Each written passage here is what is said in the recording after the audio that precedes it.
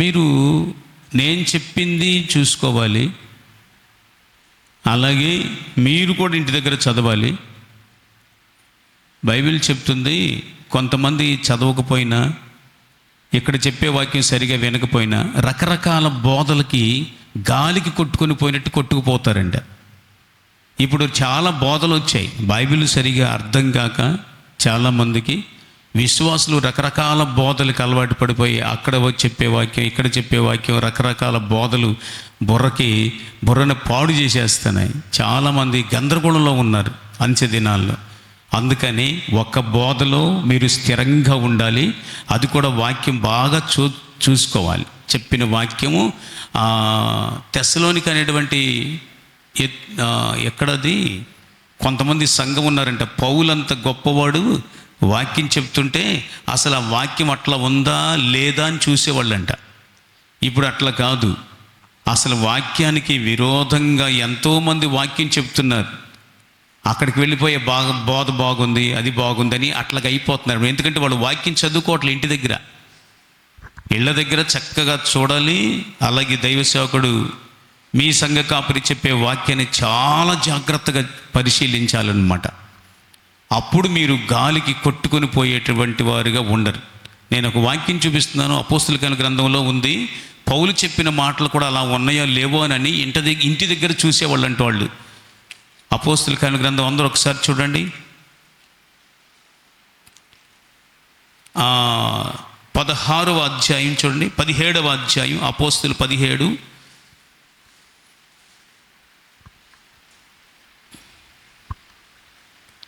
వాళ్ళు బెరయ అనేటువంటి సంఘం అన్నమాట. 10-11 వచనాలు, 17, 10, 11 వచనాలు.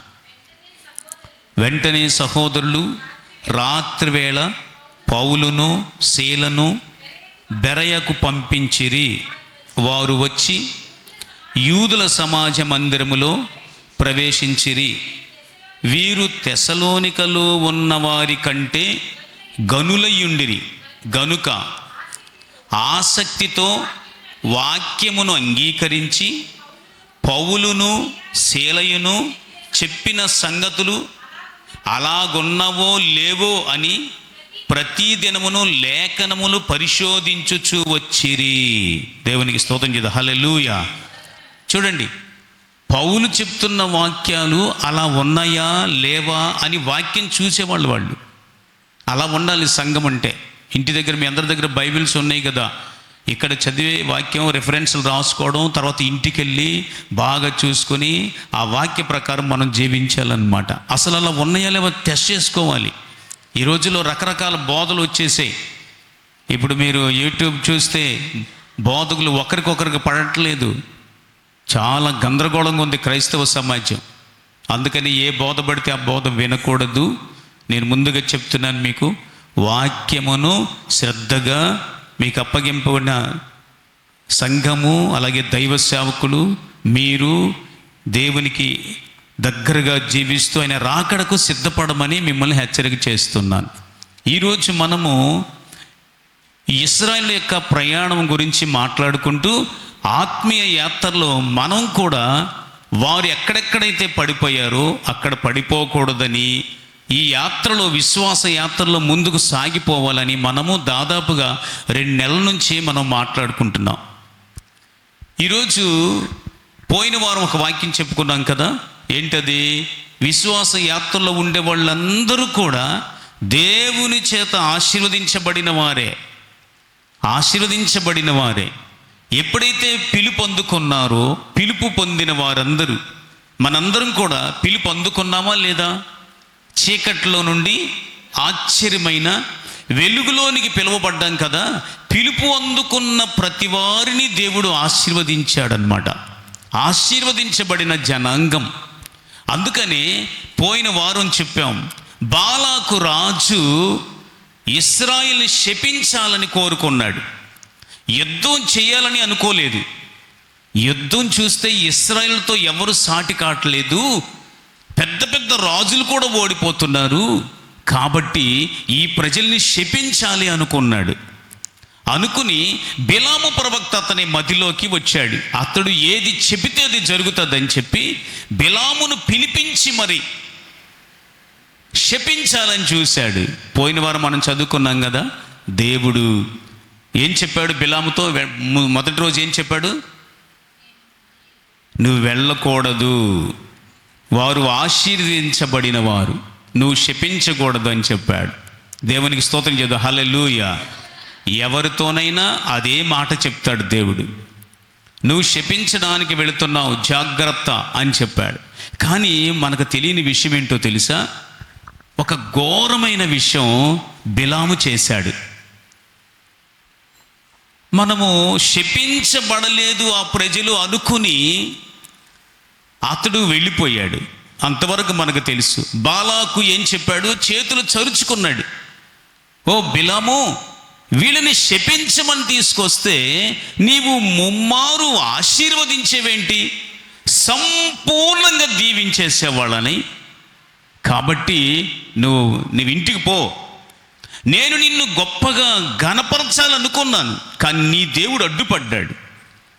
నీ దేవుడు నా ద్వారా వెండి బంగారాలు నీకు ఇవ్వకుండా చేశాడు. నువ్వు ఇంటికి పో.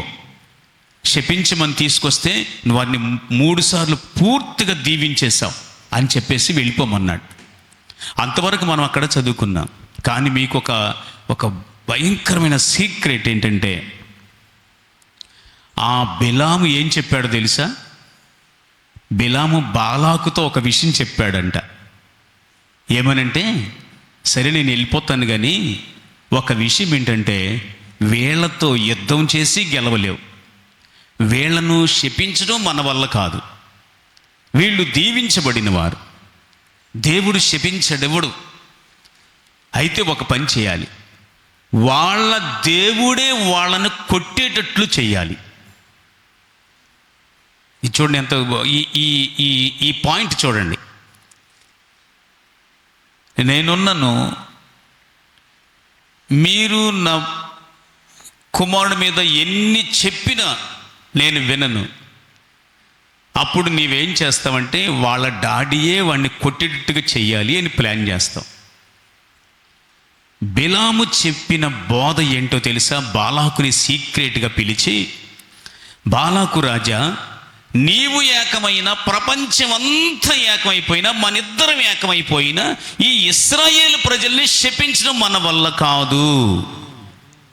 నేను శపించాలనే నోరు తెరిచా, కానీ వాళ్ళ దేవుడున్నాడే, ఆ యెహోవా దేవుడు నా నోటి మాటలు పూర్తిగా మార్చేశాడు. నేను శపించలేను, నీవు శపించలేవు, ఇక ఈ ప్రపంచంలో ఎవడూ శపించలేడు. యుద్ధంలో కూడా నువ్వు జయం పొందలేవు, ఎందుకంటే వారికి దేవుడు సహాయం చేస్తున్నాడు. ఇప్పుడు కూడా చూడండి, ఇశ్రాయేల్ దేశం, లెబానాన్, సిరియా, ఇంకా ఈజిప్ట్, అనేక దేశాలు, 22 దేశాలు చుట్టూ శత్రువులే ఇజ్రాయేల్ దేశానికి. దేనికి కూడా భయపడదు. ఇప్పుడు ఇరాన్, ఇదిగో యుద్ధం, అదిగో యుద్ధం, నేను వస్తా అంటది, కానీ రాదు. ఇజ్రాయేల్ సంగతి బాగా తెలుసు, ప్రపంచంలో అందరికీ తెలుసు. మనకైతే బైబిల్ ఎరిగిన వాళ్ళకి ఇంకా బాగా తెలుసు. మొట్టమొదటిగా స్పై ఏజెన్సీ అంటారు, అంటే గూఢాచార సంస్థ అన్నమాట. టాప్ లెవెల్లో ఉంటుంది అది, గూఢాచార వ్యవస్థ అన్నమాట, ఇంటెలిజెన్సే వ్యవస్థ అన్నమాట. అది ఒక ప్లాన్ వేసిందంటే, ఎంత పెద్ద, ఎక్కడ దాక్కున్నా సరే వాళ్ళు కనిపెట్టి తీసుకొచ్చేస్తారు. మన ఈ మధ్య హనియా అనేటువంటి ఒక వ్యక్తిని వాళ్ళు టార్గెట్ చేసి చంపారు. ఎట్లా తెలుసా? ఫోన్లో చిప్ మార్చేసి, అతడు ఎక్కడికి వెళ్తున్నా, అతడు బస్సులో ప్రయాణం చేస్తున్నా కానీ, అతడు ఎక్కడికి ప్రయాణం చేస్తున్నా కానీ, అతని వెంట ఒక డ్రోన్ అలా బయలుదేరుతుంది అనమాట, అతనికి తెలియకుండానే. ఎట్లా మార్చారో, ఫోన్లో చిప్ పెట్టేశారు ఇజ్రాయేల్. అసలు అతడు ఇరాన్లోనే ఒక చుట్టుపక్కల చాలా బందోబస్తు ఉన్నటువంటి ఒక బిల్డింగ్లో అందులో పడుకున్నాడు. అది చాలా కట్టుదిట్టమైన భద్రత ఏర్పాట్లు చేయబడిన స్థలం అన్నమాట. ఇరాన్లోనే అత్యంత కట్టుదిట్టమైనటువంటి భద్రత ఏర్పాట్లు చేసిన బిల్డింగ్లో అతను పడుకున్నాడు. ఆ బిల్డింగ్లోనే అక్కడే తల కింద ఫోన్ పెట్టుకున్నాడు, అక్కడే చనిపోయాడు. అంటే ఈ డ్రోన్ ఏం చేసిందంటే అతని దగ్గరికి వెళ్ళేసి బాంబు పేలిటట్టుగా వాళ్ళు ఏర్పాటు చేశారనమాట. ఆ ఫోన్ చిప్ ఎక్కడైతే ఉంటుందో కరెక్ట్గా ఈ డ్రోను అక్కడే బాంబు పడేటట్లుగా చేస్తుంది అనమాట. పేలిపోయింది. ప్రక్కన ఇంకొక అతను ఉన్నాడు, అతనికి కీడు చేయలేదు. వీళ్ళు ఎవరిని టార్గెట్ చేస్తారో వాళ్ళు పక్కాగా ఈ ప్రపంచంలో ఎక్కడ దాక్కున్నా సరే ఖచ్చితంగా ఆ మనిషినే టార్గెట్ చేస్తారనమాట. చూడండి ఎందుకు చెప్పానంటే, ఇశ్రాయేలీలు బిలాము అనే ప్రవక్త అంటున్నాడు ఆ రోజుల్లోనే, క్రీస్తుకు పూర్వమే, మీరు ఎట్టి పరిస్థితుల్లో ఇశ్రాయేలుని జయించలేరు, యుద్ధము చేయను లేరు, వారిని శాపం కూడా పెట్టలేరు, మీ శాపాలు వారి మీద పని చేయు. అయితే నీకు ఒక సీక్రెట్ చెప్తాను.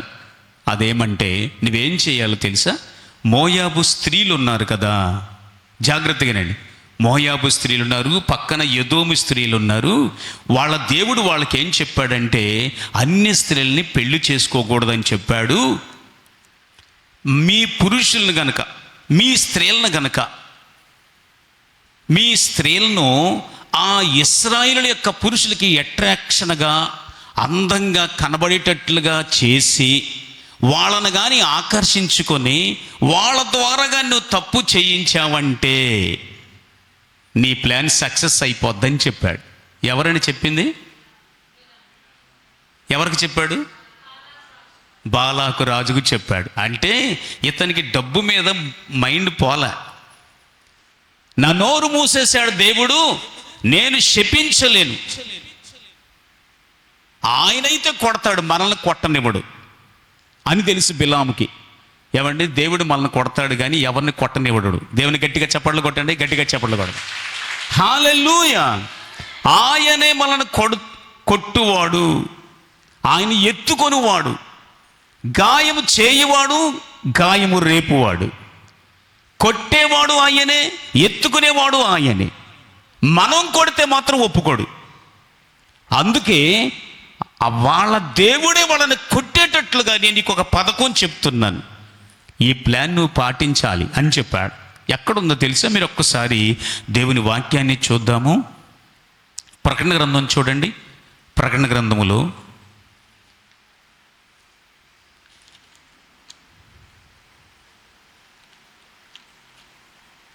అందరూ చూడండి, 14వ వచనం, 2వ అధ్యాయం 14. అందరూ ఏం చేసుకోవాలి? అందరూ 2వ అధ్యాయం 14వ వాక్యం. నేను నీ మీద కొన్ని తప్పిదములు మోపవలసి ఉన్నది.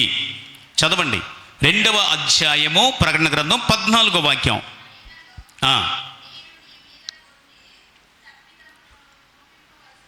మోపవలసి ఉన్నది అవేవనగా విగ్రహములకు బలి ఇచ్చిన వాటిని తినునట్లును,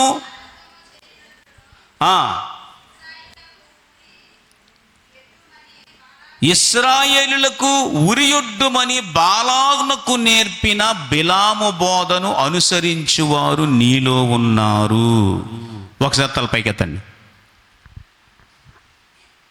బాలాకునకు బిలాము ఒక బోధ నేర్పాడు. అదేమంటే ఇశ్రాయేలీలను ఒక పని చెయ్యాలి, వారి దేవుడు వారిని విగ్రహాల పూజ చెయ్యొద్దన్నాడు, విగ్రహములకు బలి ఇచ్చిన వాటిని తినవద్దని చెప్పాడు. అలాగే అన్య స్త్రీలతో జారత్వము, అన్య స్త్రీలతో పెళ్ళిళ్ళు చేసుకోవద్దని వారికి చెప్పాడు.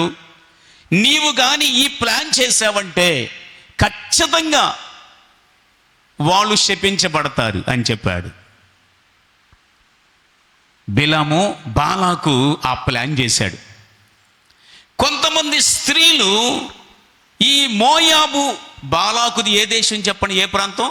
మోయాబు ప్రాంత స్త్రీలకు చెప్పేశాడు, ఇదిగో ఎలాగైనా సరే ఈ ప్రజల్ని నాశనం చెయ్యాలి. మీరేం చేస్తారంటే మీరు అందంగా అలంకరించుకొని ఇశ్రాయేలులో పురుషులైన వారిని మీరు మీ వైపుకు త్రిప్పుకోండి. ఒక రాజు తన ప్రజల్ని ఆ విధంగా పురికొల్పాడు. ఎందుకంటే అతని కుట్ర ఏంటంటే ఈ దేవుని ప్రజలు నాశనమైపోవాలి. కళ్ళు మూసుకుని ఎన్నొద్దండి, కళ్ళు తెరిచి బాగా వినండి. నిద్ర వస్తే లేచి నిలబడండి, ఏం మొహమాటం లేదు, చక్కగా నిలబడండి. మీరు ఈ విధమైన ప్లాన్ చేసి నీ ప్రజలను కానీ వారి వైపు ఆకర్షించబడి వారిని మన వైపు తిరిగేటట్లుగా చేయాలి. అంత మాత్రం కాదు, మీరు వారి దగ్గర అలాగా ప్లాన్ చేసి మన విగ్రహాలకి బలిచ్చిన వాటిని తినేటట్లు చేయాలి అని చెప్పాడు. ఎవరికి చెప్పాడు? స్త్రీలకి చెప్పాడు. బాలాకు రాజు తన మోయాబు స్త్రీలకు చెప్పాడు, మీరు ఎలాగైనా సరే వారిని ఆకర్షించి వారితో మీరు స్నేహం చేసి వారిని మీ వైపుకు నడిపించుకొని మన విగ్రహాలకు వాళ్ళు వచ్చి నమస్కారం చెయ్యాలి, మన విగ్రహాలకు వాళ్ళు అర్పించిన వాటిని తినాలి. మీలో ఎంతమంది విగ్రహాలకు బలిచ్చిన వాటిని మీ ప్రాణ స్నేహితులు, మీ బంధువులు, మీ తోబుట్టువులు, అరే నువ్వేంట్రా మేము అక్కడ బలి చేస్తే నువ్వు రావట్లేదు, మేము గంగానమ్మకి మేము మేకపోతుని అర్పిస్తున్నావు, నువ్వు రావట్లేదేంటి, నువ్వు మాతో పాటు రావట్లేదే అని చెప్పేసి మిమ్మల్ని ప్రేమతో పిలుస్తారు. మీరు ఒక్కసారి బాగా వినండి. ఇప్పుడు మనము ఆ సంఘములో కూడా, ఏ సంఘమది? పెర్గము అనేటువంటి సంఘములో కూడా కొంతమంది ఇలాగ సంఘాన్ని పాడు చేసేవాళ్ళు ఉన్నారంట. అందుకే చెప్తున్నారు, బిలాము బోధను అనుసరించే వాళ్ళు ఉన్నారు. ఆ బిలాము బోధ అంటే విగ్రహం దగ్గరికి వెళ్ళండి, వాటికి అర్పించిన వాటిని తినండి, మీరు వారితో కలుసుకోవచ్చు. పెళ్ళిళ్ళు కూడా చాలామంది దేవుని సన్నిధిలో దేవుడేం చెప్పాడు చెప్పండి? తూర్పుకు పడమరకు ఎట్టి పరిస్థితులు పొత్తు కుదరదు, వెలుగునకు చీకటితో ఏమి పొత్తు, క్రీస్తుకు బెలియాలుతో ఏమి సంబంధము, అవిశ్వాసికి విశ్వాసితో పాలెక్కడిది. ఎట్టి పరిస్థితిలో కుదరదండి. మేము మార్చుకుంటాము, మేము చేసుకుంటాము అని అంటే గనుక పూర్తిగా మీ కర్మ మీరు అనుభవించాల్సిందే. దేవుని వాక్యం ఆ విధంగా చెప్తుంది. ఎట్టి పరిస్థితుల్లో మొహమాటం లేదు. ఎద్దుకు గాడిదకు జత కట్టొద్దు అని చెప్పాడు ద్వితీయోపదేశ కాండంలో. ఎద్దుకు గాడిద కంట అంటే ఏంటి? దున్నేటప్పుడు ఎద్దు స్వభావం వేరు, గాడిద స్వభావం వేరు. ఎద్దు ఎత్తుగా ఉంటుంది, గాడిద పొట్టిగా ఉంటుంది. ఎద్దు గాడిద రెండింటిని కలిపి దున్నకూడదు అని చెప్పేసి మీరు ద్వితీయోపదేశ కాండము వచ్చిన గుర్తులేదు, 22:7 అనుకుంటాను, ఒక్కసారి చూద్దాం.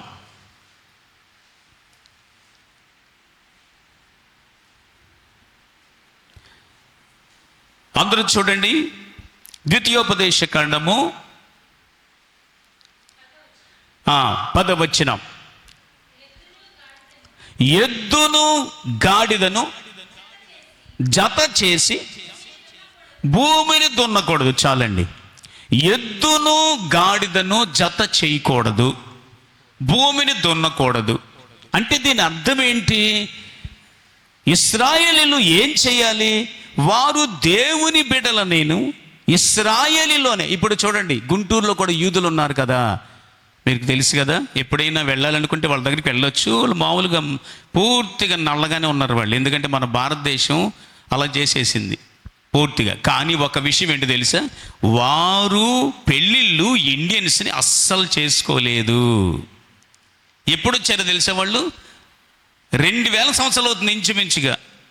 అప్పుడెప్పుడో యేసయ్య సమాధిని గెలిచి తిరిగి లేచిన మొదటి శతాబ్దంలో యేసయ్య తిరిగి లేచి వెళ్ళిన తరువాత తోమ మన భారతదేశానికి వచ్చాడు.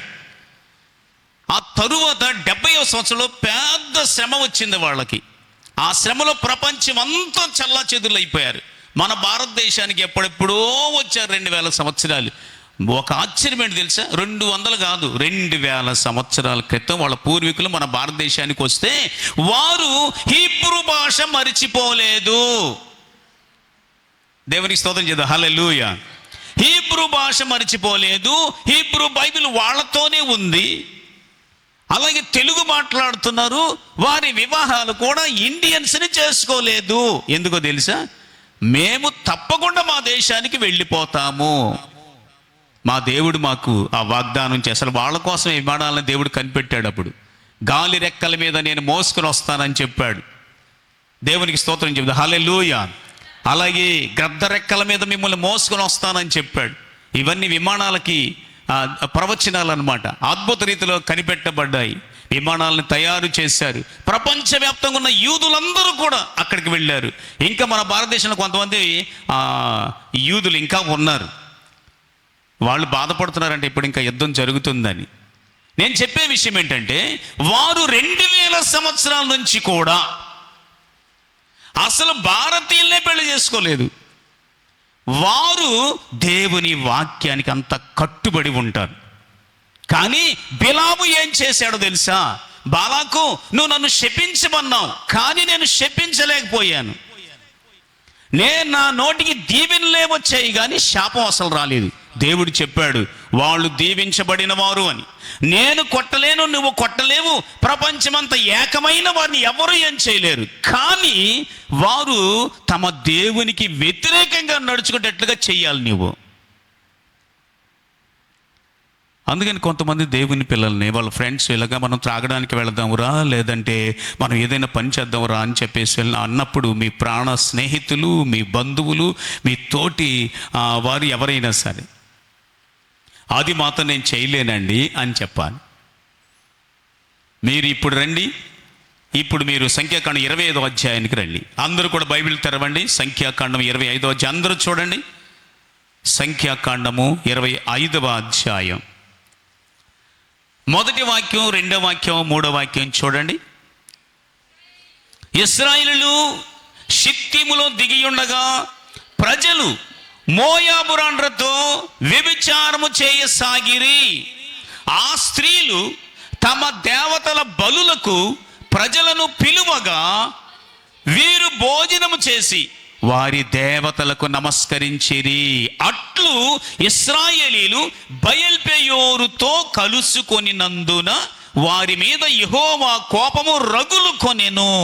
ఒకసారి తలపైకెత్తండి. మోయాబు స్త్రీలుతో వారు పాపము చేస్తూ ఉన్నారు. ఇది ఎవరిచ్చిన సలహా అంటే బిలాము ఇచ్చిన సలహా. మీరు ఈ విధమైన ప్రేరేపణ వాళ్ళని చెయ్యాలి, అప్పుడు వారు తమ దేవుని చేత కొట్టబడతారు. అంత మాత్రం కాదు, ఆ స్త్రీలు ఏం చెయ్యాలి? మన దేవతలకు బలు అర్పించినప్పుడు వారిని పిలవండి. దయచేసి మేము పెడుతున్నటువంటి మా బళ్ళు అర్పించబడుతున్నాయి, రండి మీరు అంటే తప్పకుండా వచ్చేస్తారు. భోజనం తినేటట్టుగా చెయ్యండి అంటే ఒక స్పెషాలిటీగా ఉండవలసిన దేవుని జనాంగము అన్ని జనులతో కలిసిపోయింది. బయల్పెయోరు అని ఒక దేవత అన్నమాట. అది ఆ మోయాబీలకు బయల్పెయోరు అనేటువంటి ఒక దేవత. మీరు చూడండి ఎంత గొప్ప చెడ్డ సలహా ఇచ్చాడో బిలాము. అంటే మనకు దేవుని ఉద్దేశం ఇక్కడ స్పష్టంగా అర్థమవుతుంది. మనలను ఎవడు కొట్టలేడు, ఎవడు శపించలేడు. దానికి దేవునికి స్తోత్రాలు చెప్పండి, హల్లెలూయా. పలానోడు ఇట్లా అన్నాడు, పలానోడు ఇట్లా అయిపోయింది, నా బ్రతికి ఇట్లా అయిపోయిందని ఎవడు ఏం భయపడవసరం లేదు. అయితే నువ్వు దేవుని దగ్గర దేవునికి విరోధంగా మాత్రం నడుచుకోకుండా చూసుకోవాలి. అన్య స్త్రీలతో వీళ్ళు సాంగత్యం చేశారు. బయల్పెయోరు దేవతకు నమస్కారం చేయాల్సి వచ్చింది. వారు ఏదో ఒక పాట, ఈయన పేరేంటి, సాయిలన్న పాడుతుండేవాడు. గుడి చుట్టూ తిప్పుతుంది, గుండు కొట్టిస్తుంది అనే ఒక పాట. వద్దే మాయ అమ్మ, ఏదో పెళ్లి సంబంధం ఉంటే, అయ్యా మేము తప్పకుండా క్రైస్తవులకే చేస్తాము, క్రైస్తవులకి తప్పకుండా ఇస్తాము, మేము మీ ఇష్టం, పెళ్ళైన తర్వాత మీరు ఎక్కడికైనా తీసుకెళ్ళండి, చర్చికి తీసుకెళ్ళండి అని అంటారు కదా. అది సాతాన్ యొక్క అద్భుతమైన ప్లాన్ అన్నమాట. ఇది బిలాము నేర్పించిన బోధ. బాలాకు సక్సెస్ఫుల్ అయిపోయాడు. అక్కడ సక్సెస్ అయ్యింది అతని ప్లాన్. ఎందుకంటే బిలాముకు ఎంత భయంకరమైన కోపం ఉందో చూడండి. డబ్బు మీద ఆశ ఉందో చూడండి. డబ్బు మీద ఆశతో, ఆ బంగారముతో బిలాము బాలాకునకు ఈ బోధ చేశాడు. మీలో ఎవరైనా సరే దేవుని కొరకు మనము జీవించాలని చెప్పాలంతే. ఎంత శ్రమ అయినా. రేపు 7వ తారీఖు ఏదో మనకుంది మన భారతదేశంలో పండుగలు. మీకు ప్రతిరోజు ఎంతో సహాయపడే వాళ్ళు ఉండొచ్చు. మనం వారిని ప్రేమించాలి, తప్పకుండా ప్రేమించాలి మనం. కానీ మన దేవునికి విరోధమైంది మనం చేయకూడదు. మనం వారిని ప్రేమించాలి, వారితో స్నేహం చేయొచ్చు. కానీ స్నేహం అంటే ఎంతవరకు అంటే అంతవరకే స్నేహం చేయొచ్చు. కానీ వారు దేవునికి విరోధమైన వాటికి నడిపించేటప్పుడు మీరు వెనకడుగు తప్పకుండా వేయాల్సిందే.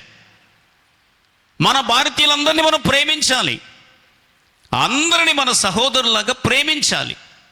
కానీ దేవునికి విరోధమైంది చేయకూడదు. మోయాబు స్త్రీలతో వారిని ఆ విధంగా ప్రేరేపణలోకి ఇశ్రాయేలు అందరినీ కూడా నడిపించేశాడు బాలాకు. ఆ విషయంలో బిలాము చెప్పిన ఆలోచన చాలా సక్సెస్ఫుల్గా వర్కౌట్ అయ్యిందనమాట. అయితే ఇంకొకరు ఎదోమీయులు కూడా ఉన్నారు ప్రక్కన. ఆ స్త్రీ కొజ్బీ, ఆ స్త్రీ పేరు కొజ్బీ అనేటువంటి స్త్రీతో కూడా ఇశ్రాయేలులో ఒకడు మిద్యాను స్త్రీ, ఎదోము కాదు మిద్యాను స్త్రీతో కూడా పాపం చేసేటప్పుడు ఫినెహాస్ అనేవాడు, అసలే మనం బాధపడుతున్నాము, మోయాబు స్త్రీలతో మీరు భయంకరంగా జీవిస్తున్నారు, మనము దేవుడు ఏం చెప్పాడు, వారి విగ్రహాలకు నమస్కారం చేయొద్దన్నాడు, బలిచ్చిన వాటిని తినొద్దన్నాడు, వీళ్ళేమో వాళ్ళతో స్నేహం చేసి చైరనంతా చేసేసారు, మళ్ళీ నీవేంట్రా మిద్యాను స్త్రీని తీసుకొచ్చావు అని చెప్పేసి అతను ఏం చేశాడంటే వాళ్ళిద్దరిని ఈటితో పొడిచేశాడు. ఫినెహాస్ దేవుని కోపం కొంచెం చల్లారిందంట. ఫినెహాస్ చేసింది నాకు నచ్చింది అంటే పాత నిబంధనలు కదా, కాబట్టి నీవు అతన్ని నేను ఆశీర్వదిస్తాను అని చెప్పాడు. అంటే కొంతమంది ఉన్నారు అక్కడ, వాళ్ళు ఎలాంటి గుంటలో పడకుండా ఉన్నారన్నమాట. ఆ రోజు 24,000 మంది చచ్చిపోయారండి. ఎవరి ప్లాన్ వల్ల? బిలాము ప్లాన్ వల్ల. ఎంతమంది చనిపోయారు? 24,000 మంది చనిపోయారు. అందరూ కూడా బాధలో ఉన్నారు. అంటే ఈ దుర్మార్గపు సలహా బిలాము ఇచ్చాడనమాట. అదే 25వ అధ్యాయంలో 9వ వాక్యం చెబుతుంది. 25వ అధ్యాయం 9వ వాక్యం, ఎప్పుడైతే ఆ ఫినెహాసు ఆ ఈటను పొడి చేశాడో, 25వ అధ్యాయం 9-10 వచనాల్లో ఉంటుంది, 24,000 మంది ఆ తెగులు చేత చనిపోయిరి. అప్పుడు యెహోవా మోషేకి ఇలాగ ఆజ్ఞ ఇచ్చెను, యాజకుడైన అహరోను మనుమడును ఎలియాజరు కుమారుడైన ఫినెహాసు వారి మధ్య నేను ఓర్వలేని దానిని తాను ఓర్వలేకపోవటం వలన ఇశ్రాయేలుల మీద నుండి నా కోపమును మళ్లించాడు. చూడండి, ఒకసారి తలపైకి ఎత్తండి. అందుకనే దేవుని పిల్లలారా, మీరు అన్య జనాంగముతో అన్య స్త్రీలతో దేవునికి విరోధంగా మీరు ప్రవర్తించకూడదు. దేవుని వాక్యం ఏం చెబుతుందంటే అది బిలాము బోధ. దేవుడు గొప్ప దేవుడు, పరిశుద్ధుడైన దేవుడు కాబట్టి ఆయనకు అనుకూలంగా జీవించాలి. ఒక్క మనిషిని కూడా చంపలేకపోయాడు బాలాకు, కానీ ఆ సలహా మాత్రం 24,000 మందిని చంపేసింది. 24,000 మందిని చంపేసింది. అందుకని దేవుని వాక్యం స్పష్టంగా చెప్తుంది, దేవుడు మనల్ని కొట్టేవాడు, మనల్ని ఎత్తుకునేవాడు, కానీ ఇంకొకడు కొడతానంటే ఒప్పుకోడు. అది గమనించాడు బిలాము. గమనించి నీవు నేనేం చేయలేము, కానీ నీవు మాత్రం ఈ పని చెయ్యి. మరి తర్వాత బంగారం ఇచ్చాడో వెండి ఇచ్చాడో నాకు తెలియదు, కానీ మీరు తర్వాత చదువుకుంటూ పోతే బిలామును పొడి చేశారు. వాడు పొడవబడి దారుణంగా చనిపోయాడు. దేవుని బిడ్డలను ఒక భయంకరమైన తెగులుతో చంపడానికి ఆ బిలాము సలహా. అందుకనే చాలామంది ఏం కాదులేండి, ఏం కాదులే, మనల్ని పిలుస్తున్నారు కదా, మనం ప్రేమతో పిలుస్తున్నారు కదా, అలా పోయేసి వద్దాము, అక్కడ ఏదైనా పని చేసి వద్దాము అని అనుకుంటే మాత్రం ఇది చాలా ప్రమాదకరమైన విషయాలు. దేవుని పిల్లలు యేసయ్య ఏం చెప్పాడు చెప్పండి? ప్రత్యేకముగా ఉండుడి. మీకు ఒక విషయం చెప్తున్నాను. 17వ వచనం చూడండి ఒకసారి. 16, 17, 25 సంఖ్యాకాండం 25, 16, 17 వాక్యాలు. మరియు యెహోవా మిద్యానీయులు తమ తంత్రముల వలన మీకు బాధకులై ఉన్నారు, వారిని బాధ పెట్టి హతము చేయుడి. వారు తంత్రములు చేసి పెయోరు సంతతిలోను తెగులు దినమందు పెయోరు విషయములో చంపబడిన తమ సహోదరియు మిద్యానీయుల అధిపతి కుమార్తెయునైన కొజ్బి సంగతిలోను మిమ్మును మోసపుచ్చిరి. చూడండి, మిద్యానీయులు అలాగే మోయాబీయులు మిమ్మల్ని మోసం చేశారు. ఏమని మోసం చేశారంటే దేవుని దారి తప్పించారు. చెప్పండి, ఏం చెప్పారు? దారి తప్పించారంట. దారి తప్పించారు. బిలాము ఆ ప్లాన్ చేశాడు, దారి తప్పించాలి వీళ్ళని. అదేమంటే వారు పెళ్ళిళ్ళు అన్ని స్త్రీలను చేసుకోకూడదు, వాళ్ళతో వియ్యమందకూడదు. ఈ ప్లాన్గా నువ్వు చేసావంటే నువ్వు సక్సెస్ అయిపోతావని చెప్పాడు. ఆ ప్లాన్ గురించి దేవుడు చెప్తున్నాడు, మీరు మోసపోయారు అని. కాబట్టి దేవుని పిల్లలారా, జీవముగల దేవుని సన్నిధిలో మనందరం ఉన్నాం కదా. మనందరము ఏం కాపాడుకోవాలంటే మన దేవుడు ఏం చెప్పాడో ఆయన వాక్యానికి మనం అనుకూలంగా అలా నడుచుకుంటూ ప్రభు కొరకు మనం సాక్షిగా జీవించే ఈ విశ్వాస యాత్రలో దారి మళ్లింపు అనేది ఉంటుంది. దారి మళ్లించేవాడు సాతానుడు ఉంటాడు.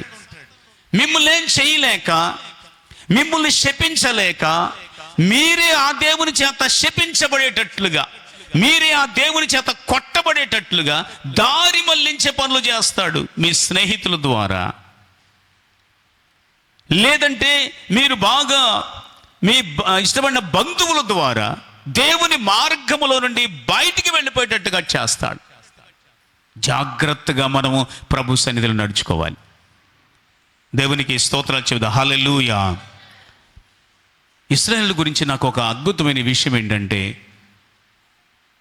సెలోపెహాదు అనేటువంటి ఒక వ్యక్తి ఉన్నాడు. అతనికి 4 కూతుర్లే పుట్టారు. 4 కూతుర్లు పుడితే దేవుడు చెప్పాడు, ఆ వంశములో ఉన్నవారినే పెళ్లి చేసుకోండి, కానీ మీ ఆస్తి వేరే 12 గోత్రాలు కదా, 12 గోత్రాలలో ఇంకొక గోత్రానికి కూడా వెళ్ళడానికి వీల్లేదని చెప్పాడు. నేను చదివినప్పుడు చాలా ఆశ్చర్యపోయాను. మీ ఆస్తి 12 గోత్రాల్లో ఇశ్రాయేలు మరి ఇప్పుడు ఎట్లా వివాహాలు చేసుకున్నారో మనకు తెలియదు, కానీ దేవుడు చెప్పాడు, మేము 4 స్త్రీలమే, మా నాన్నకి మేము అని చెప్పి వాళ్ళు చెప్పారు. వాళ్ళ పేర్లు ఒకసారి చూడండి. 26వ అధ్యాయం సంఖ్యాకాండం 26, సంఖ్యాకాండం 26, 33 చూడండి.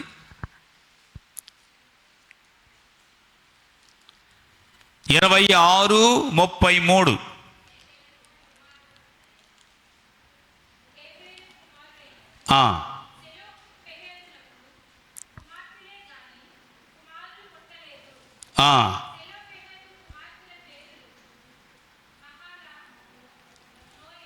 నోయా, హోగ్లా, మిల్కా, తిర్సా అనే వీళ్ళు 4 ఆడపిల్లలు అన్నమాట. దేవుడు వాళ్ళకి ఏం చెప్పాడంటే, మీరు మీ గోత్రములో ఉన్న వారిని చేసుకోండి. అంటే ఇశ్రాయేలుకు అంటే అంత స్ట్రిక్ట్గా దేవుడు చెప్పాడు. మీరు ఇంకొక గోత్రంలో కూడా ఒకవేళ చేసుకుంటే మీ ఆస్తి వాళ్ళకి పోతుంది, లేదా వాళ్ళది మీకు వస్తుంది. అట్లా రావడం దేవునికి ఇష్టం లేదంట. మరి అంత నిష్టగా దేవుడు వాళ్ళకి చెప్పినప్పుడు వీళ్ళు అన్ని స్త్రీలు ఎలా పెళ్లి చేసుకున్నారు? వారితో ఎలా స్నేహం చేశారు? 36వ అధ్యాయం ఒకసారి చూడండి. 36వ అధ్యాయంలో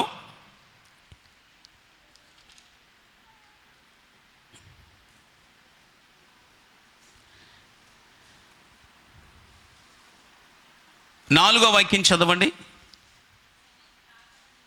ఆ.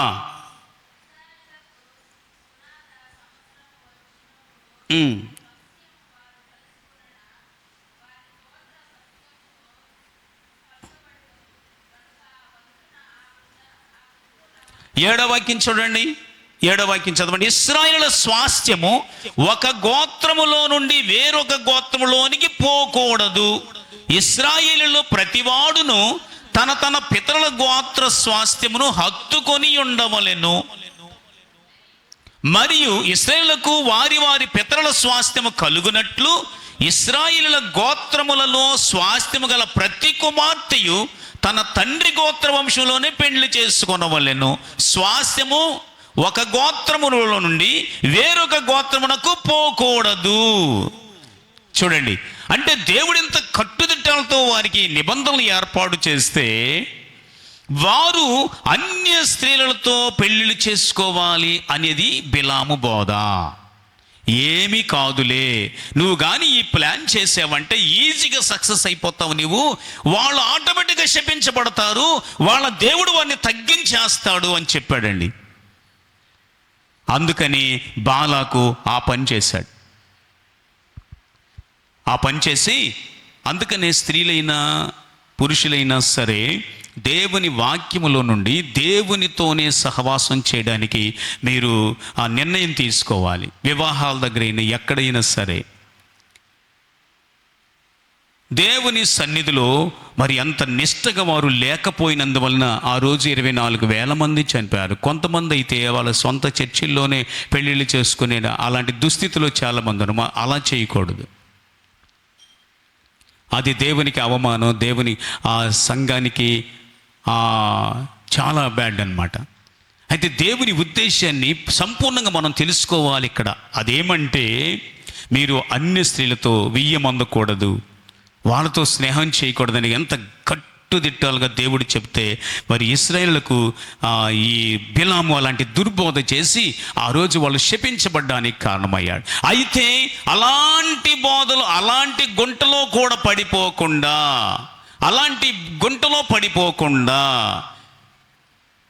కాలేబు యెహోషువాలు ఉన్నారనమాట. దేవునికి స్తోత్రం చేద్దాం. హల్లెలూయా. కాలేబు యెహోషువాలు వారు దేవునిలో ఎంతో నిష్టగా ఉన్నారు. ఈ గుంటలన్నీ దాటుకుంటూ వెళుతున్నారు. ఇప్పుడు నేను ఒక వాక్యం చూపించి నేను ప్రార్థన చేస్తాను. అదేమంటే మనమందరము ఇలా విశ్వాస యాత్రలో ఉన్నాం కదా.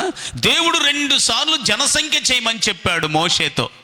ఒకసారి ఐగుప్తులో నుండి వచ్చిన వెంటనే సీనాయి పర్వతం దగ్గర జనసంఖ్య చేయమన్నాడు. 20 సంవత్సరాలు పైబడి వయసు ఉన్న వారందరినీ లెక్క పెట్టమని చెప్పాడు. ఆ తరువాత 2వ జనాభా లెక్క ఎప్పుడంటే యోర్దాన్ నది దగ్గరకు వచ్చినప్పుడు, ఈ బాలాకూరు మోయాబు ప్రాంతంలో యోర్దాన్ నది ప్రాంతం దగ్గరకు వచ్చినప్పుడు ఇంకా కొద్దిగా అవతలు దాటేస్తే అదే ఇజ్రాయేల్. ఎక్కడికి వచ్చినప్పుడు 2వసారి కూడా జనాభా లెక్క వేయమని చెప్పాడు. అందుకని దానికి నంబర్స్ అంటారు, సంఖ్యాకాండము, జనసంఖ్య. దాని ఉద్దేశం ఏంటో తెలుసా? అసలు దేవుడు ఎందుకు లెక్క పెట్టమన్నాడో తెలుసా? ఇప్పుడు ఒక వాక్యం చదివితే మనం ఆశ్చర్యపోతాం. సంఖ్యాకాండం ఒకసారి చూడండి, 26వ అధ్యాయం అందరూ ఒకసారి చూడండి. 26వ అధ్యాయము 51వ వాక్యం ఒకసారి చదువుదాం. ఇశ్రాయేలీయులను 6,1,730 మంది 30 మంది. చెప్పండి ఎంత?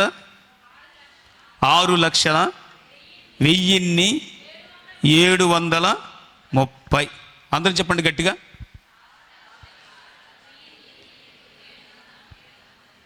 గట్టిగా చెప్పండి మీరు. 1730 అని చెప్పండి. 6,1,000 అంటే ఎంత? 1700 కదా. 1,700 అంటే ఎంత? 1730 అంతేనా? 1,730 అంటే ఎంత? 6,1730 మంది అనండి. సరే, ఇది యోర్దాను దగ్గరకు వచ్చిన తర్వాత రెండవసారి జనాభా లెక్క. ఇప్పుడు ముందుగా ఎంతమంది ఉన్నారో వాళ్ళ లెక్క చూద్దాం. చూడండి, సంఖ్యాకాండము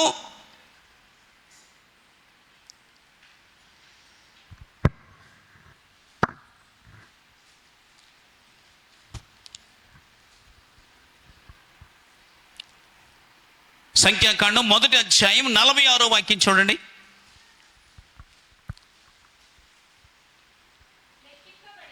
లెక్కింపబడిన 6,03,550 మంది.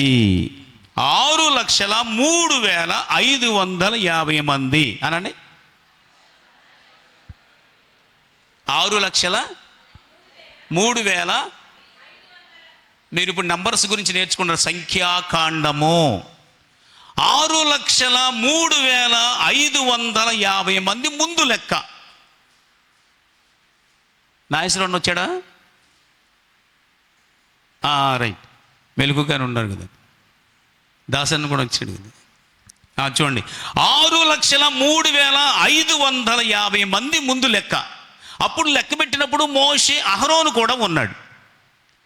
మోషే అహరోనుతో చెప్పాడు. ఇది సీనాయి పర్వతం దగ్గర లెక్క. ఇప్పుడు యోర్దాను ప్రాంతానికి వచ్చిన తర్వాత రెండవ లెక్క. ఇప్పుడు చెప్పండి ఎంతమంది?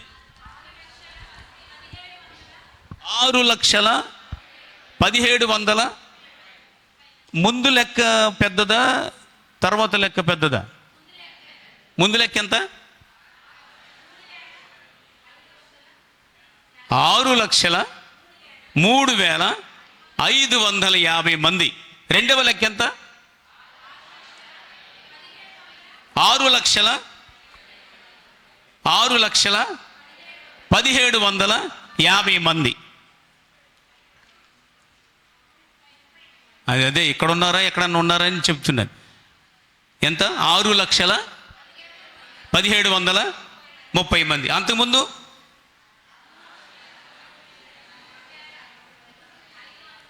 అయితే నేను ఇప్పుడు ఒక వాక్యం చూపిస్తున్నాను చూడండి.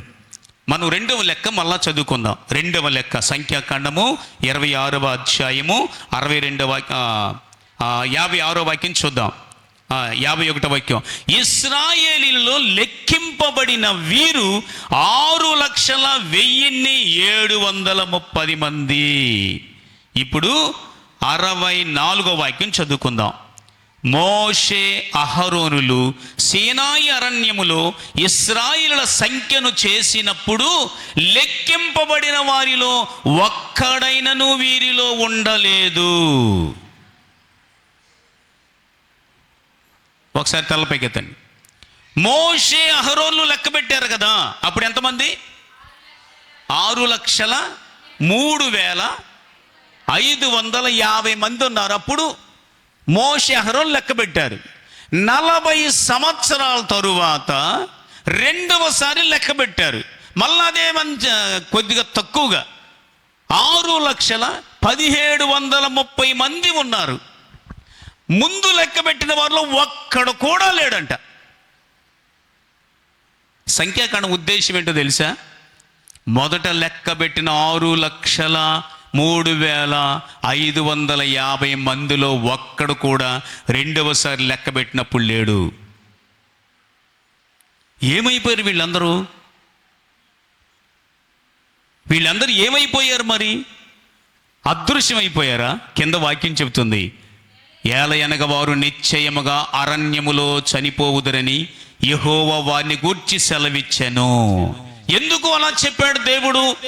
వారు అవిశ్వాసులు, తిరుగుబాటు చేస్తున్నారు, దేవునికి లోపడట్లేదు, దేవుని మార్గంలో నడుచుకోవట్లేదు. అనేక ప్రాంతాల్లో వారు దేవునికి ఆయాసంగా జీవించారు. ఒక్కరు కూడా లేరు వారిలో. మరి 6,17,30 మంది కొత్తగా పుట్టిన వారు అడవిలో. దారిలోనే దేవుడు వారికి సహాయం చేశాడు. గట్టిగా చప్పట్లు కొట్టండి, గట్టిగా చప్పట్లు కొడదాం. హల్లెలూయా. ఇశ్రాయేలు గురించి మనం ఒకసారి స్టడీ చేస్తే 1 నెల పిల్లలు కూడా ఉన్నారు అడవిలో. కానీ ఇల్లు లేవు, స్థిరమైన ఇల్లు లేవు. వారు ఎప్పుడు నడుస్తూనే ఉన్నారు. చిన్న పిల్లలు కూడా ఎండ తగలకుండా దేవుడు వారందరి మీద ఒక కరుణ మేఘాన్ని దేవుడు ఏర్పాటు చేస్తున్నాడు. నా ప్రియమైన దేవుని పిల్లలారా, ఒక్కరు కూడా లేకపోవడానికి కారణం ఏంటంటే వాళ్ళెవ్వరు కూడా దేవునికి లోబడలేదు అని దేవుని వాక్యం చెబుతుంది. ఇలాగా సంఖ్యాకాండములో ఈ మాట ముందు రాయబడింది. ఇంకా యాత్ర ముగించబడకుండానే, అంటే మోషే ద్వారా రాయబడినటువంటి 5 కాండాలు కూడా దేవునికి మరి దేవుని జ్ఞానము చేత మోషే వీటిని రాశాడు. ఒక్కరు కూడా వెళ్ళలేదు. చివరికి మోషే కూడా వెళ్ళలేదు, ఎవ్వరూ వెళ్ళలేదు. అహరోను కూడా వెళ్ళలేదు, మిరియాము వెళ్ళలేదు. టాప్ లీడర్స్ అందరూ పడిపోయారు. క్రికెట్ ఆడతాం కదా, అప్పుడు 1, 2, 3, 4 వరకు వాళ్ళు టాప్ ఆర్డర్ అంటారనమాట. అంటే బాగా కొట్టేవాళ్ళు, వాళ్ళే పడిపోయారు. ఇక ఆ తర్వాత 5, 6, 7, 8 ఉంటారు కదా, వీళ్ళకి ఇంకా బౌలింగ్ వేసేవాళ్ళు అనమాట. సరిగా వాళ్ళు బ్యాటింగ్ చేయలేరు. వాళ్ళు పడిపోవడం పెద్ద లెక్కేం కాదు. కాబట్టి టాప్ ఆర్డర్ అంతా కూలిపోయింది. మోషే కూడా పడిపోయాడు, అహరోను కూడా పడిపోయాడు, ఇంకా మిరియాము పడిపోయింది. కానీ కింద వాక్యం ఏం చెబుతుంది తెలుసా? నూను కుమారుడైన యెహోషువ, యెఫున్నె కుమారుడైన కాలేబును, నూను కుమారుడైన యెహోషువయు తప్ప వారిలో ఒక్కడైనను మిగిలి ఉండలేదు. ఇద్దరే మిగిలారు వాళ్ళు. అంటే 6,03,550 మందిలో ఇద్దరే మిగిలారు. మీరు అనుకోవచ్చు ఒకవేళ ఇద్దరు వెళ్ళారేమోనని. కాదు, టోటల్గా 20 సంవత్సరాల నుంచి పైబడి ఉన్న వాళ్ళు లెక్కే పెట్టారనమాట. వాళ్ళల్లో ఇద్దరే వెళ్ళారు. 20 సంవత్సరాల లోపు ఉన్న వాళ్ళు ఉన్నారు, వాళ్ళకప్పటికి 60 సంవత్సరాలు వచ్చాయి. వాళ్ళ సంగతి కాదు. 20 సంవత్సరాల నుంచి పైబడి సీనాయి అరణ్యములో, అంటే ఐగుప్తులో నుండి వచ్చిన కొద్ది రోజులకి లెక్క పెట్టాడు అనమాట. దేవుడు లెక్క పెట్టమని చెప్పాడు. ఎందుకు లెక్క పెట్టాడు? మీ కుటుంబాలు కూడా ఎంతమంది రక్షించబడ్డారు, ఎన్ని సంవత్సరాల నుంచి, అలా 5 క్రమంగా వస్తున్నారు ప్రార్థనకి. ఇంట్లో 5 ఉన్నారు, ఇంట్లో 3 ఉన్నారు, 4 ఉన్నారు. వీళ్ళని మొదట అందరికి రక్షణ ఇచ్చాడు ప్రభు. మా ఇంట్లో 4 రక్షణ ఇచ్చావు, స్తోత్రాలు అని చెప్తాం. ఆ తర్వాత ప్రార్థనలకు వచ్చినప్పుడు ఒకరు వస్తుంటారు. లెక్క చూసుకోవాలి కదా, నంబర్స్ అనండి. అంటే సంఖ్యాకాండం ఏం చెబుతుంది? నీతో పాటు ఎంతమంది బయలుదేరి లెక్క చూసుకో. 2 రక్షించబడ్డారు, దేవునికి స్తోత్రం. మరి నువ్వు ప్రార్థనకు వచ్చినప్పుడు ఒక్కదాని వస్తున్నావు, ఒకరి ఇంటికాడ పెట్టేసి వస్తున్నావు. అంటే నువ్వు దాని అర్థం ఏంటి? నీవే మిస్ చేసేస్తున్నావు. మరలా లెక్క పెట్టుకోవాలి, మాటికి లెక్క పెట్టుకోవాలి. మా కుటుంబంలో 4 రక్షించబడ్డారు, దేవునికి స్తోత్రం. 4 క్రమంగా వస్తున్నారు, 4 క్రమంగా దేవుల్లో ఉన్నారు. ప్రభు రాకడలో ఎత్తబడ్డానికి దగ్గర పడిపోతున్నావు. అయితే నువ్వు 2-3 వదిలేసి కూడా నువ్వు ఒక్కదాని వచ్చేస్తున్నావు. నీ నంబర్స్ మిస్ అయిపోతున్నాయి. అప్పుడు నీవు కూడా ఈ మాట చెప్పాల్సి వస్తుంది. అయ్యో, 6,03,550 మందిలో 2 వచ్చేసారు ఇక్కడికి, మిగతా వాళ్ళందరి పరిస్థితి ఏంటి? అందుకే మనకు ఆత్మీయంగా వాక్యం ఎప్పుడు వినిపించబడుతున్నప్పుడు క్రమంగా దేవుల్లో ఉండాలి. ఈరోజు సాతాను కుట్ర ఏంటో తెలుసా? నీవు అన్య స్త్రీలతో, అన్య జనాంగముతో ఏకమైపోవడం, వారి యొక్క బలులతో ఏకమైపోవడం, వాళ్ళ ముఖమోటాలను చూసి వాళ్ళతో నువ్వు కలిసిపోవడం, ఆ ప్లాన్ చేస్తున్నాడు సాతాను. లేదు, నేను ప్రత్యేకంగా ఉండాలి, నా దేవుడు ప్రత్యేకమైన దేవుడు, నేను అన్ని జనుల మధ్య స్పెషల్గా నేను బ్రతకాలి, నేను వాక్యానుసారంగా నేను జీవించాలి. ఇదే తీర్మానం చేసుకోవాలి. అంతేగాని అన్య స్త్రీలాగా పెళ్లిళ్ళు చేసేయడం, అన్య జనాంగములాగా నీవు వాళ్ళ ఆచారాలు నువ్వు పాటించడం. ఒకవేళ నీకు నీ బంధువుల మీద, నీ యొక్క నీ స్నేహితుల మీద నీకు ప్రేమ ఉండొచ్చు, కానీ దేవునికి దూరం అయిపోతున్నావని గుర్తుపెట్టుకోవాలి. నువ్వు దగ్గర అయిపోతున్నావు. దేనికి దగ్గర అవుతున్నావు? సాతానికి దగ్గర అయిపోతున్నావు. కొంతమంది ఏమో అంత్యక్రీస్తు కోసం రెడీ అవుతున్నారంట, కొంతమంది ఏమో యేసయ్య కోసం రెడీ అవుతున్నారంట. సంఘంలోనే యేసయ్య అతి త్వరలో రాబోతున్నాడు, ప్రభువా నిన్ను కలుసుకోవడానికి నాకు సహాయం చేయండి అని ప్రార్థించాలి. వాక్యాన్ని నేను చాలా జాగ్రత్తగా నేర్చుకోవాలి అని చెప్పండి. ఈరోజు మీరు ఎంతమందిని రక్షించాడో మీ కుటుంబంలో యేసయ్య లెక్కబెట్టుకొని అది రాకడ పర్యంతం ఆ నంబర్స్ అలా క్రమంగా దేవుని మందిలోకి వచ్చినట్టుగా చూసుకోండి. ప్రభు సన్నిధిలో రక్షించబడాలి, సంపూర్ణంగా నువ్వు దేవునికి లోబడాలి. దేవుని మార్గంలో నువ్వు నడుచుకుంటూ, ఆయన వెలుగులో నడుచుకుని ఒక దేవుని బిడ్డగా నువ్వు జీవించాలి. దేవుడు ఆ విధంగా చెప్పాడు. అందుకే మీరు ఆశీర్వదించబడిన వారు వేరే ఒకడెవడు శపించలేడు. మీరు దేవుని బిడ్డలుగా ఉన్నారు, దేవుని రక్షణలో ఉన్నారు. ఎవడు మీ కంచె దాటి లోపలికి రాలేడు.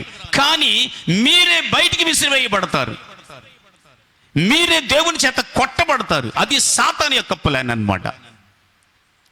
చెప్పండి, దేవుడు మన మీద మిమ్ము ముట్టినవాడు, ఏదో పాట ఉంది కదా, మిమ్మల్ని ముట్టినవాడు నా కన్నుగుడ్డిని ముట్టినట్టే అని చెప్పాడు దేవుడు. మీ మీద ఈగ కూడా వాళ్ళనివ్వడు దేవుడు, కొనుక్కడు నిద్రపోడు. కానీ నీవు లోకంతో స్నేహం చేసేవా, ఒళ్ళు పగిలిపోద్ది అని చెబుతున్నాడు. ఆయన మనల్ని ఎత్తుకునేవాడు, ఆయన మనల్ని ముద్దు పెట్టుకునేవాడు. తండ్రి తన కుమారుని మీద జాలి పడినట్లు యెహోవా తన యందు భయభక్తులు గలవారి మీద జాలి పడతాడు. కొంతమంది లోకముతో కలిసిపోయి దేవునికి విరోధంగా నువ్వు నడుచుకుంటే గనుక తప్పకుండా మోషేతో అదే చెప్పాడు. ఎవరు? సొలొమోను, ఎంత పెద్ద మందిరుడు కట్టావే, నీవుగా నా మాటకు లోబడితే నేను నీతో ఉంటా, నీవుగా నా మాటకు లోబడపోతే, నీ జనాంగం నా మాటకు లోబడపోతే ఎంత పెద్ద మందిరమైనా సరే నేను పడగొట్టేస్తా, అప్పుడు కూడా నాకు మహిమే వస్తుంది అని చెప్పాడు. 570వ సంవత్సరంలో పెద్ద మందిరం, అంత బంగారంతో పొదిగించాడు సొలొమోను కట్టిన మందిరం.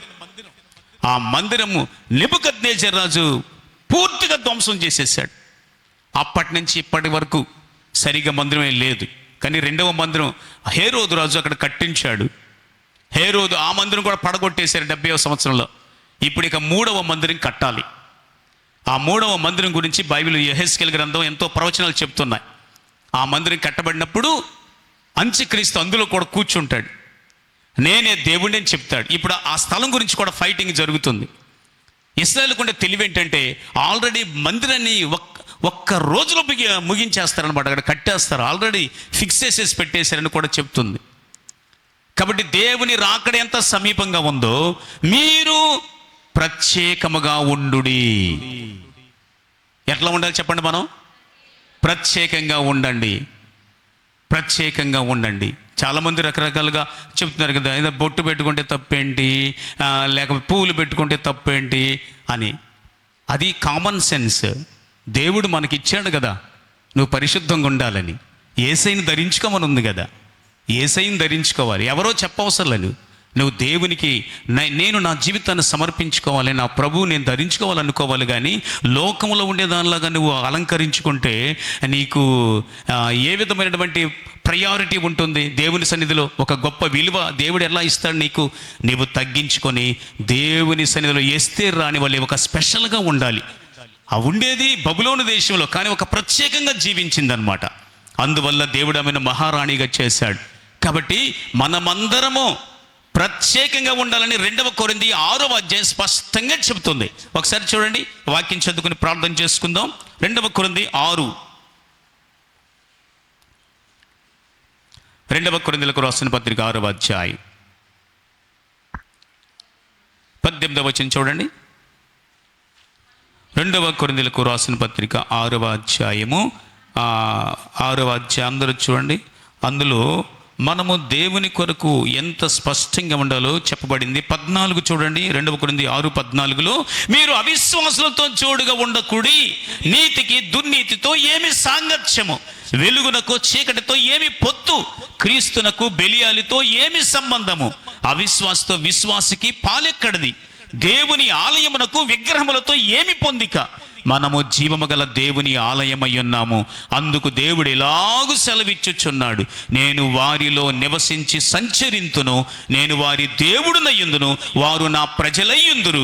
కావున మీరు వారి మధ్య నుండి బయలువెడలి ప్రత్యేకముగా ఉండుడి, అపవిత్రమైన దాన్ని ముట్టకుడి అని ప్రభు చెప్పుచున్నాడు. మరియు నేను మిమ్మల్ని చేర్చుకొందును, మీకు తండ్రినయ్యుందును, మీరు నాకు కుమారును కుమార్తెలయ్యుందురని సర్వశక్తి గల ప్రభు చెప్పుచున్నాడు. ప్రత్యేకంగా ఉండాలి అని చెప్పండి. దేవుని యేసయ్య నన్ను ఒక special, let me be the special person, నేను ఒక ప్రత్యేకమైన మనిషిగా ఉండాలి అని. ఇశ్రాయేలు వలె మనం ఉండకూడదని చెప్తున్నాడు. ఇశ్రాయేలు వలె మనం ఉండకూడదు. బిలామును మరిచిపోవద్దు. బిలాము బోధ చేసేవాళ్ళు కూడా కొంతమంది ఉంటారు. కాబట్టి బాలాకుతో సీక్రెట్గా చెప్పిన విషయం, అది ప్రకటన గ్రంథంలో మనకు కనిపించింది. ఏమని? విగ్రహాలకు బలిచ్చేటట్లుగా చెయ్యాలి, బలిచ్చిన వాటిని తినేటట్లుగా చెయ్యాలి, అలాగే మోయాబు స్త్రీలతో పాపం చేయించాలి, అలాగే అక్కడ మిద్యానీయులు ఉంటారు, వాళ్ళ స్త్రీలతో కూడా వీళ్ళు సాంగత్యంగా చేశారంటే వాళ్ళు అన్య జనాంగంతో కలిసిపోతారు, అప్పుడు నీ ప్లాన్ సక్సెస్ అయిపోతుంది అని చెప్పాడు. కానీ 24,000 మంది అక్కడ చనిపోయారు. కానీ దేవుడు చాలా ప్రేమగలవాడు కదా, వారిని మోయాబీల చేతికి అప్పగించలేదు. దేవుడు కొట్టాడు కానీ దేవుడు వారి చేతికి అప్పగించలేదు. దేవుడు ఎవరి చేతికి అప్పగించడు. నీ వెంటనే గ్రహించాలి, నీ వెంటనే ప్రార్థన చేసుకోవాలి, ప్రభు సన్నిధిలో గుణపడాలి, ప్రభు కొరకు బలమైన సాక్షిగా మనం ఉండాలి. అంతేగాని అన్య జనాంగము, అన్య ఆచారము, అన్య జనులతో నువ్వు సాంగత్యం చేయకుండా, నీవు ఉద్యోగం చేసే చోటైనా, నీవు చదువుకునే చోటైనా, నీవు పనిచేసే చోటైనా, ఎక్కడైనా సరే నీవు దేవునికి మహిమగా జీవించాలి. అలాంటి సాక్షిగా ఉన్నప్పుడు దేవుడు నిన్ను గొప్పగా దీవించి ఆస్వాదించునుగాక. ఆమేన్. అందరం ప్రార్థన చేసుకుందాం.